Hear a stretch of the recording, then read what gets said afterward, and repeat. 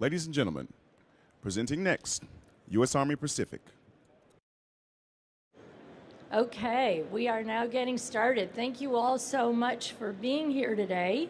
I am Rachel Jacobson, the Assistant Secretary of the Army for Installations, Energy, and Environment. Thank you for joining all of us in this very distinguished panel to discuss resilience in the Indo-Pacific. Today we will hear from Ms. Rebecca Ganska, who's the National Security Advisor for Hawaii Senator Mazie Hirono, Lieutenant General Kevin Vereen, the Deputy Chief of Staff for G9, who leads the effort to work across the Army enterprise to modernize installations and enhance quality of life, and Major General Jared Helwig, Commanding General PACOM Usterpak, 8th Theater District Sustainment Command, who has a long and distinguished career history in the region. So we're very lucky that all these folks are going to join us. And I'm just going to make a few introductory remarks. We will have a question and answer session the last 10 minutes of this session. So my job focuses on Army installations, energy, and the environment. Army installations are supported by the communities surrounding them, and in many regions, especially in the Indo-Pacific, these communities include indigenous peoples. Partnerships with local communities, including indigenous people, are key to our success as an Army. Our discussion today acknowledges these partnerships. This conversation is timely for many reasons, not the least of which is that we celebrated Indigenous Peoples Day just a couple of days ago. I'd like to start by providing a framework for why we assembled this panel for this topic. Many of you may have attended yesterday's CMF panel entitled Land Power in the Indo-Pacific. That session laid a perfect foundation for today's discussion. During the 1950s, General Douglas MacArthur predicted that the United States' security would depend on the balance of power in Asia and the Pacific. Throughout the 20th century, our ground forces fought in significant wars in that region, in the Pacific during World War II, as well as in Korea and Vietnam. MacArthur's vision is still today the geopolitical reality of the 21st century.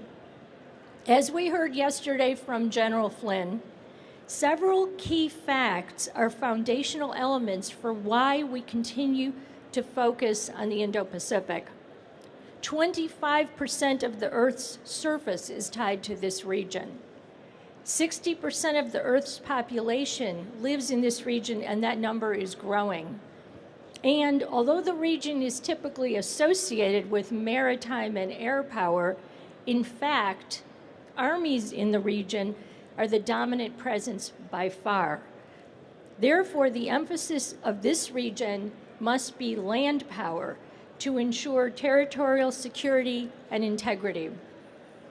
As also stated by General Flynn yesterday, a key component of readiness in the region and interoperability of the joint force with allies and partners is to see, sense, and understand conditions and communities. This includes the local communities of the region and the environmental conditions they face. Pacific Island nations are unfortunately experiencing some of the most direct impacts of climate change.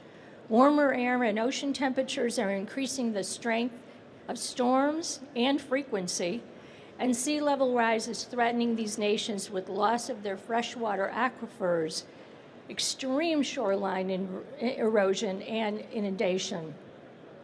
This also means more vulnerability to the loss of power and disruptions in sustainment.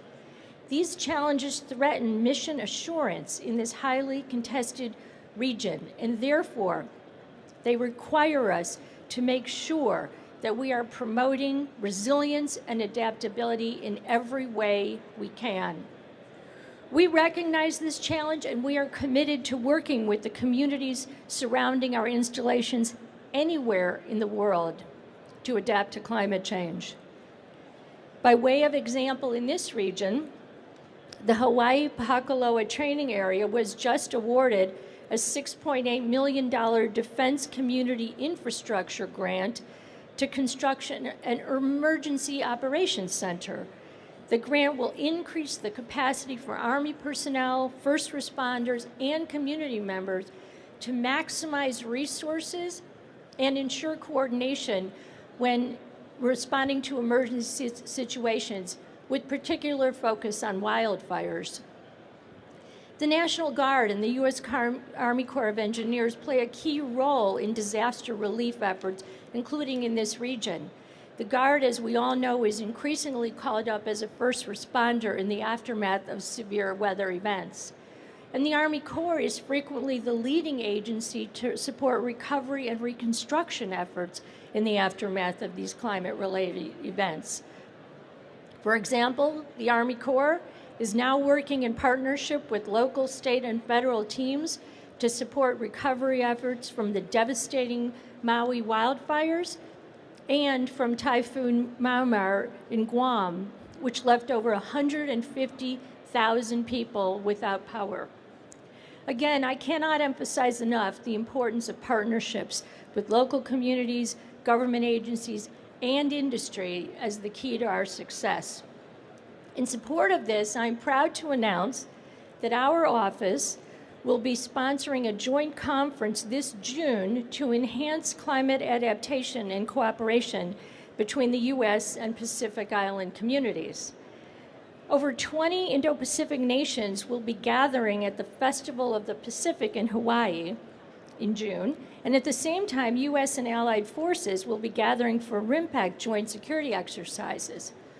We will bring these communities together at the Keeping History Above Water Conference. We will have representatives from Pacific Island nations, U.S. partners from DoD, the State Department, the Department of the Interior, and USAID to meet and discuss the ways we can work together to achieve climate resilience and adaptation goals. In summary, we are focused on resilience to enhance readiness. That is why we do this, and especially as we have to do this in the Indo-Pacific right now. These partnerships and investments strengthen the Army's ability to fight and win.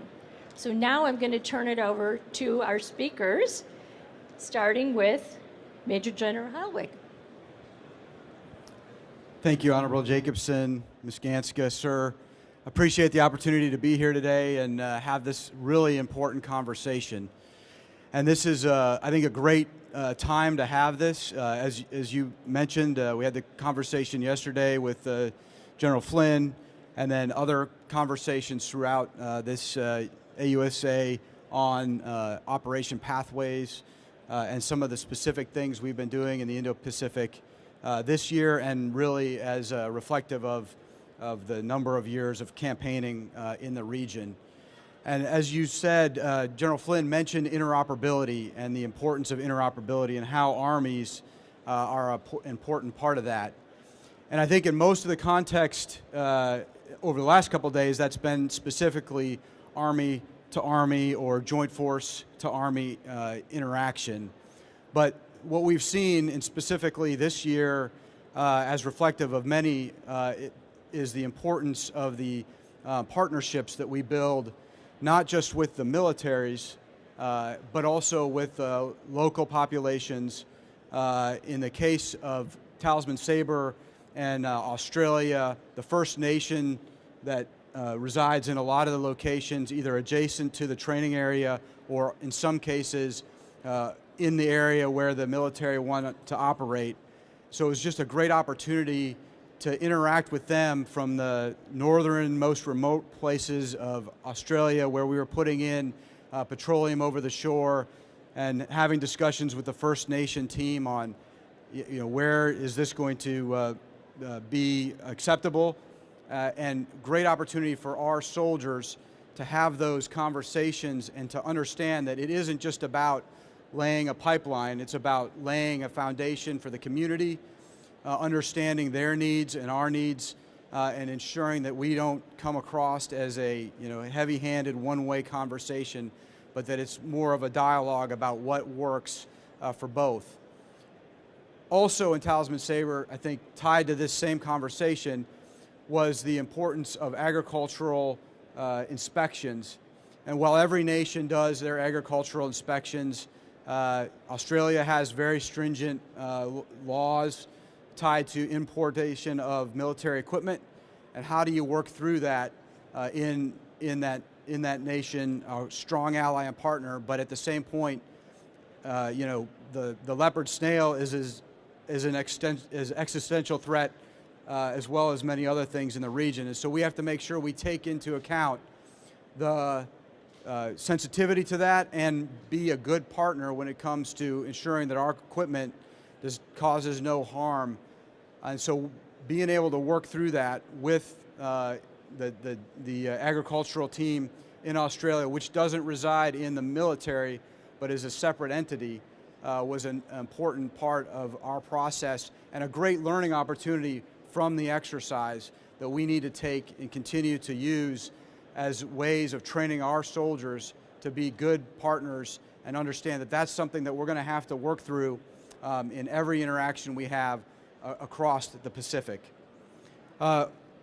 General Flynn also talked about interior lines and how interior lines are a critical part of the campaigning that we are doing in the Indo-Pacific.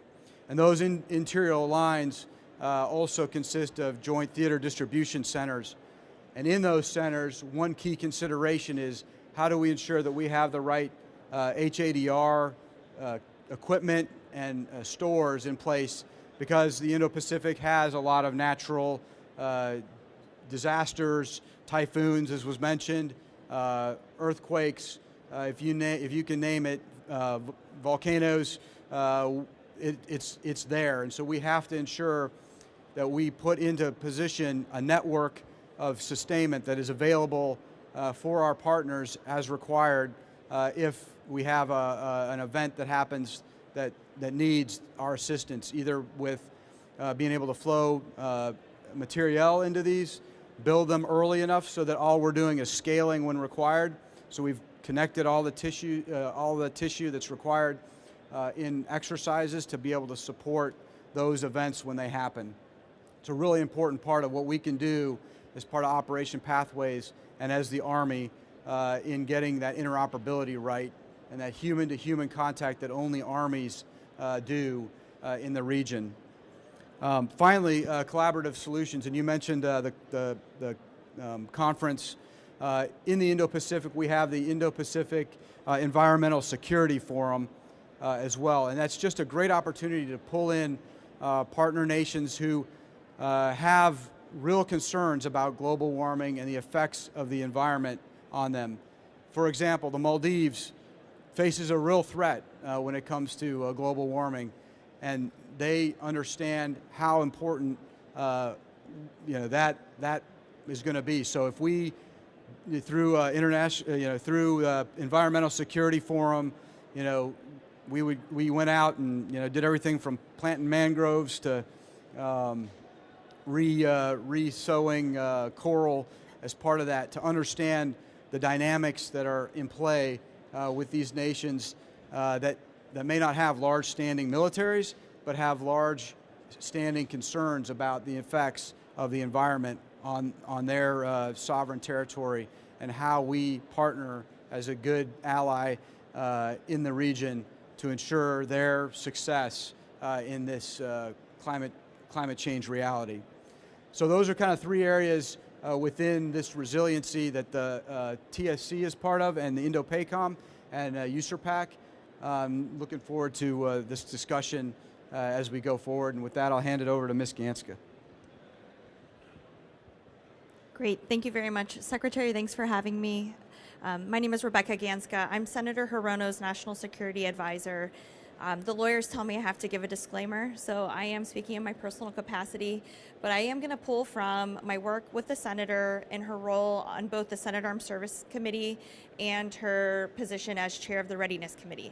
Many of these issues, including military construction funds, energy, the environment, all of those fall under the Readiness Subcommittee, so we've had the opportunity to do a lot of work on some of these issues.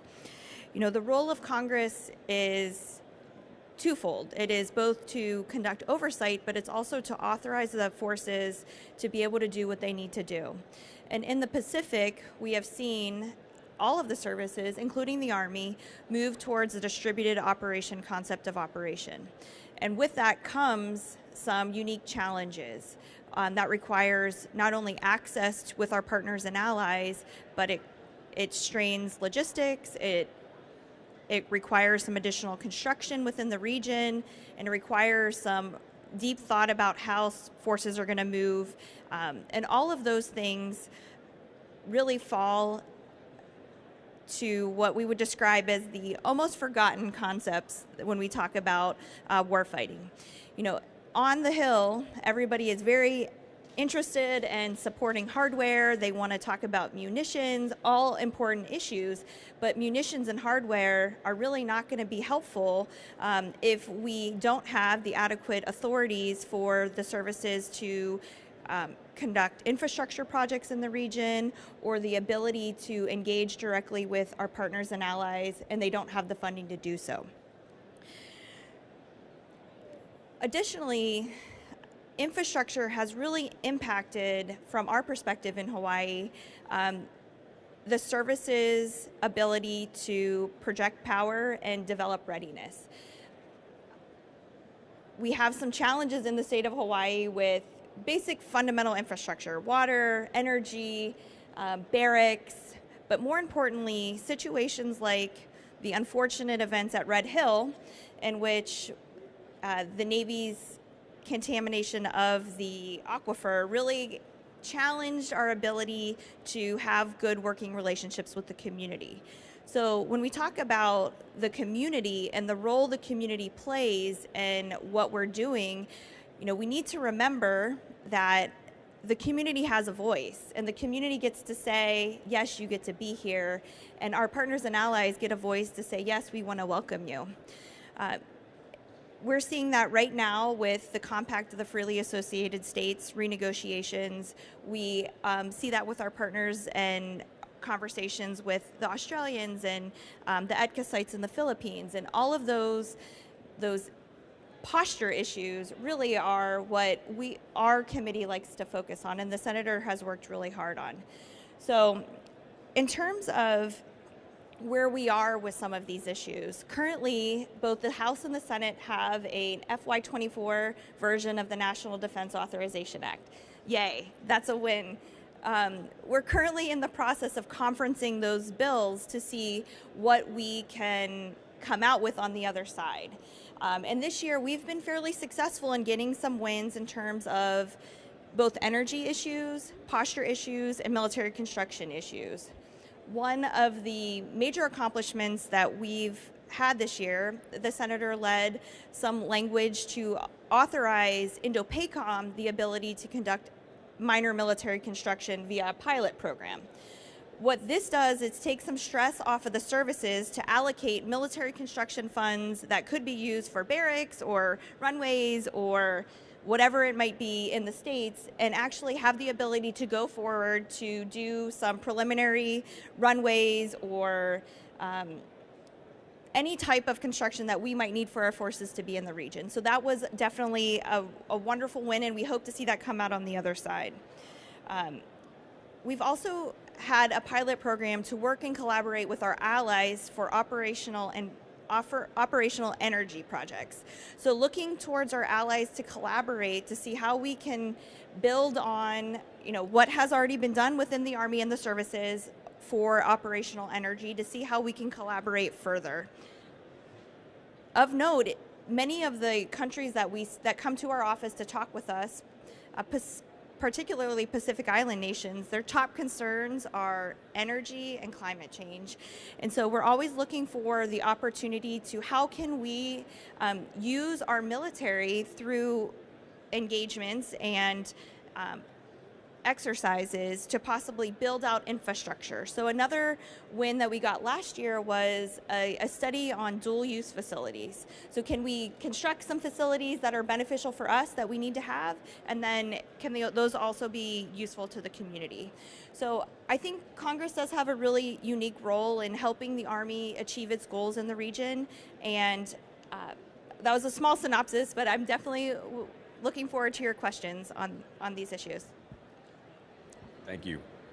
So good afternoon. I want to first I think it's really good that we talk from the regional, perspective. We kind of talk about what General Flynn and General Hellwood kind of talked about with regards to looking at the Indo-Pacific from a strategic standpoint and all the things that we do there and the things we've been doing there for decades, to be honest with you, as we continue to expand and to have interoperability with all our nations in the Indo-PACOM region.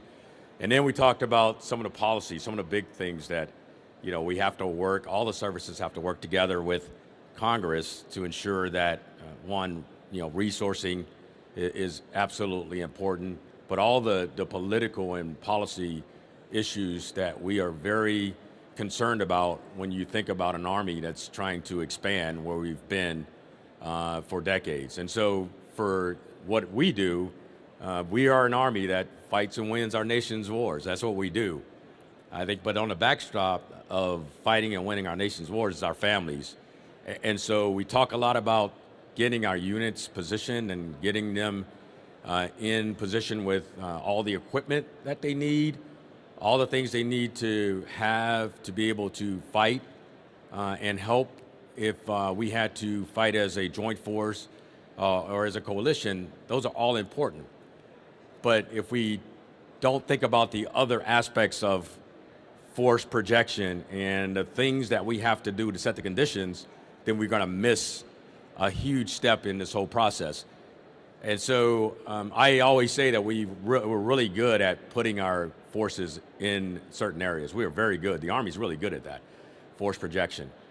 But if we're looking at how we are going to endure over the long term, then we have to ensure that the quality of life piece is connected to how we're going to fight and win. And so for the G9, that's really what we work to ensure that the quality of life doesn't get forgotten about, because it could very well be forgotten about. And not just quality of life for soldiers, but in certain cases for our families. And so that is really the fundamental focus that we want to bring to this aspect of ensuring that the Army is positioned. It's making sure that we don't forget about our soldiers and families. And so the second key part, I think, that we have to bring forward is this thing we talked about, resiliency. And and I know General Hellwood, we just talked about, creating resiliency inside of, how we train, how we position, how we interact with, the coalition forces as well. But I look at it from an aspect of resiliency in a very interesting region that has huge amounts of divergence in climates. I mean, we have extreme climate conditions in Indo-PACOM, from fires to, hurricanes to all things in between. And that's significant when you think about infrastructure. It's pretty easy to build something, costs a lot of money, spend a lot of time doing it. We spend a lot of time making sure it's the right facility, but if it's not built with the right materials, then it's going to quickly wear down. And in the Indo-PACOM region, to include Alaska, believe it or not, that's part of what we do. That's the area that we're covering. Our facilities have to be first class, and they really have to endure the climates that we are dealing with. Extreme cold weather, extreme conditions with heat, fires, and diverging temperatures. And so that's the thing we have to consider. And so we talk about resiliency. I'm looking at ensuring that our infrastructure is resilient, that it can withstand the elements that we're going to place not only our soldiers in, but also our families in. So resilient installations are absolutely vital. Now, we don't do this alone. I think the complex problem in Indo-PACOM is the tyranny of distance factor. It is huge. These are island chains primarily, and there's a lot of water in between where we are and where we have to get materials. And so the supply chain, we want materials and products to be produced at a really good rate, but that's only part of the solution. The next problem is, how do we get it there, and then how do we build it? And so you heard both speakers, to include Honorable Jacobson, talk about partnerships. Absolutely vital. Not only partnerships that, that we can generate here in the U.S., but it's partnerships as we deal with our relationships with those countries that we're in. Because we want to leverage their capacity as much as possible, because we can't be everywhere and we can't do everything. And so the Army is this big, wonderful machine, but we do have limited capacity. We have limited capacity in the resources that we can use to now finish a product. We have limited resources that we can use to build things from the ground up. We've been good at what we do, but we know that we have limited capacity, and we are really leveraging partnerships with the countries that we're working in to help not only invest in their corporations and their companies, but also it's a win-win for us. I just talked about the limited capacity. And so this partnership is absolutely instrumental to the success of our Army. And we are, and I know we got Air Force folks in here, I don't want to downplay the Air Force and the Navy, but at the end of the day, partnerships are, I think, the Army's on the cutting edge of how we have really been able to utilize partnerships, and we will continue to do that and leverage industry in helping us to achieve a ways and an ends to where we want to get to. And then the last thing I do want to talk about is that there is Alaska, and you all know we just moved out of the island chain, and now we're going to talk about Alaska because it's near and dear to all of our hearts when you think about the Army. We are having a significant amount of progress in Alaska, and the 11th Airborne Division. It's amazing what you do when you rename an organization and give them, a meaning and giving them a mission that they're focused on. They are the Arctic force for the Army. And so we're going to do everything we can to ensure that that force can train, it can do its mission, it can train in environments that it needs to train in order to be able to fight and win. But we're also going to do everything we can to ensure that their families are taken care of when that 11th Airborne Division is doing all the things we want them to do when it comes to fighting and winning our nation's wars. So I am excited to be here. I'm looking forward to your questions, and we can get this on, right? Thanks. Thank you all for those very, very insightful comments coming from all very different perspectives. That gives you a sense of the scope of these issues and the complexity. I'd like to open it up for questions. I don't know how much time we have left, but I think we have a good amount of time left. So let's open it up for questions. Surely people must have some questions. Why don't we give somebody a mic? You got the mic? Oh, are you asking a question? Okay, you've got the mic. You're asking a question. Or you're giving him the guy behind you in the gray jacket is trying to ask the question. All right, we'll get this right. Hey, this is a question for the entire panel. My name is Neil Mason. I work for Antares Nuclear. We make a microreactor that's able to be dropped from a C-17 deployed in about 72 hours. So to your points on developing the logistics to install things, but also maintain these things over long periods of times, what avenues are there for small businesses like ours to be able to start developing that capacity? Because it's not just about making a reactor, it's making sure it can survive. Yes, a great question. I will say that it goes back to how much capacity I think our military, and I'll just talk specifically about the Army. I think when you look at where we have been, and I've been in the Army, I'm not going to tell you how many decades, but I've been in for a while. Industry was not a big part of the Army, I would say 25, 30 years ago. It just wasn't. I mean, the Army tried to figure out how we could solve problems, some very wicked problems. Wicked problems are problems you just don't necessarily solve, but you just figure out how you can just delay the inevitable.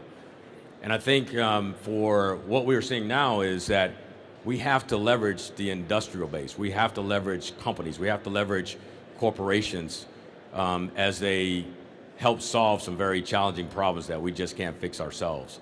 I would tell you the key to success, I think, in this aspect of where the Army is currently is you have to look not only for today, I think in anything that you're doing, and you talked about material and building capabilities, we need you to be looking beyond today. If you're providing us a today's solution, we don't want it. we shouldn't even have a discussion. We've got to be looking at the future. And the future is a lot longer than just tomorrow. And so when you look at climate change and you look at where the Army is trying to position themselves because of threats, global threats across the world, our ability to be able to see beyond today, tomorrow, to include, to 2030, we've got to be looking long range. And that's where I think industry and you and business that we want to deal with, they have to be in that space, because it's not going to do us any. These will be investments that won't do anything for us. So I will tell you, small business, if you got the innovation, I mean, it's worth listening to, and it's worth bringing you in a part of this discussion. I think there's opportunities that exist across all of businesses as we look at where the Army wants to be in the future. Hopefully I answered your question. I just wanted to briefly add one more point. There has been a number of flexibilities granted to the department for bringing in small business into the acquisition cycle. We've seen organizations like the Strategic Capability Office, which is actually working on a project that you're describing. It's called Project Pele. So through DARPA, through SCO, through the Rapid Capabilities Office, I think the department has been moving forward very quickly to try to bring in as much technology as possible to ensure that the warfighters have it right now.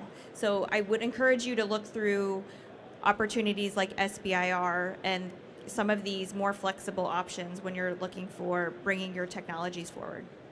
And I will just add, with respect to micronuclear reactors and our green energy policy that's in our climate change strategy, we're considering every single option, including geothermal and nuclear.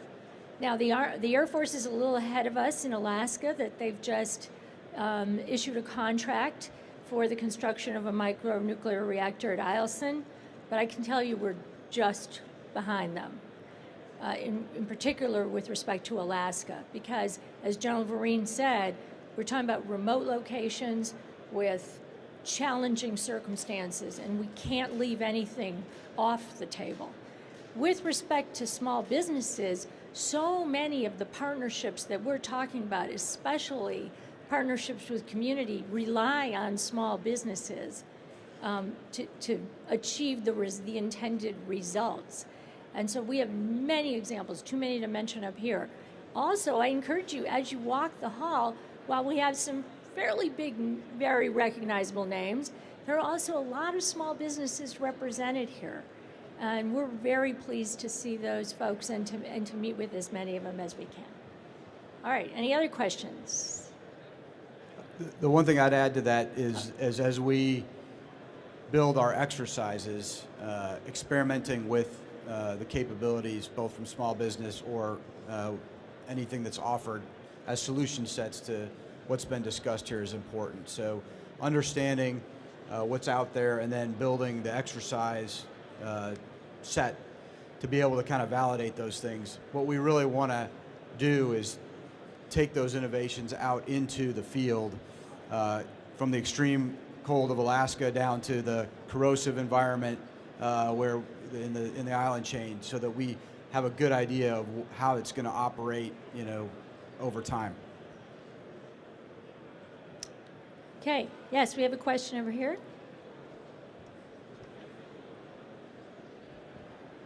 Good afternoon. Mike Baskin, National Renewable Energy Laboratory. We're a Department of Energy lab. We're doing work for the State Department and USAID in the Pacific, our partner countries. We do community stuff for the Department of Energy. How do you want to see interagency partners support the Army in the Indo-Pacific?